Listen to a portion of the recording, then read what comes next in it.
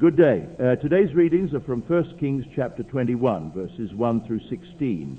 The story of Naboth's vineyard, where King Ahab covets his neighbor's ancestral land, and his wife Jezebel engineers a murderous conspiracy to seize it. And from the Gospel of Matthew, chapter 5, verses 38 through 42, where Jesus instructs his disciples to offer no resistance to evil, to turn the other cheek, to go the extra mile, and to give freely to all who ask. Now let me tell you what these readings are really saying. Naboth had something Ahab wanted, a vineyard, an ancestral inheritance. The text uses those exact words, land passed through his bloodline, sacred to his covenant with God. And when Ahab came to him with money and the promise of something better, Naboth answered, "The Lord forbid that I should give you my ancestral heritage." He was not merely protecting a plot of earth, he was declaring that some things cannot be traded, cannot be bought, and cannot be taken, because they are woven into who you are. Through Naboth, the Father is pointing to something in you that no outer power can ever reach. That is the first thing you must hear today. Ahab is the portrait of a man impoverished within. He is a king. He has every outward resource imaginable, and yet he lies down on his bed, turns his face to the wall, and refuses to eat because one man will not sell him a vineyard.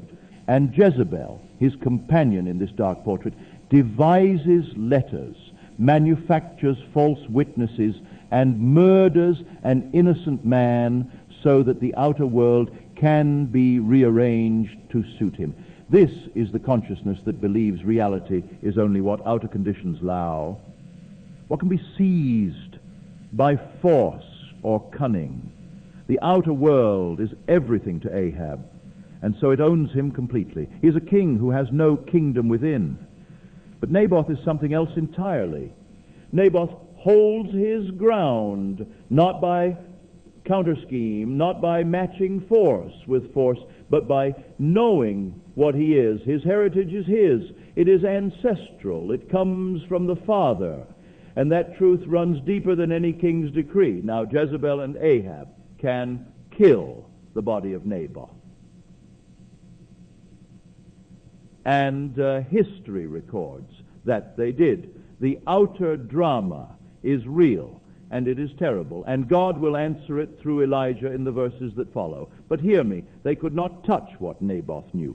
They could not take the inner word. They seized a vineyard. They could not seize an identity, and that distinction is everything.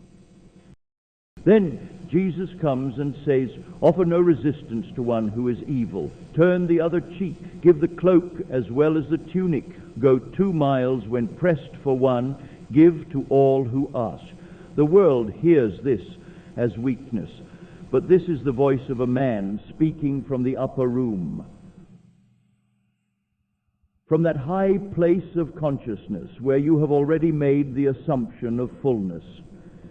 When you know that your supply is not the outer vineyard, but the I am within you. When your ancestral heritage is your own consciousness, your imagination, your divine nature, you can afford to give. You can afford not to resist, because nothing the outer world does or takes can diminish what you are. You go the extra mile, not from defeat, but from abundance. You turn the other cheek not from fear, but from a wealth that needs no protection. This is your practice today. Go within and ask, where am I behaving like Ahab? Lying down, refusing to rise because some outer thing has not yet come to my hand.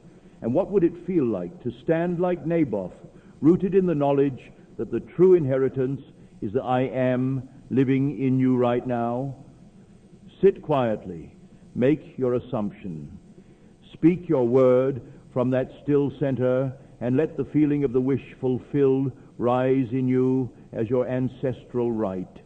Not something to be seized, but something already yours by the nature of what you are. Then rise, give the cloak, go the extra mile, because the man or woman who knows who they are has nothing to protect. The vineyard within you is untouchable. It has always been yours. Until tomorrow, I love you,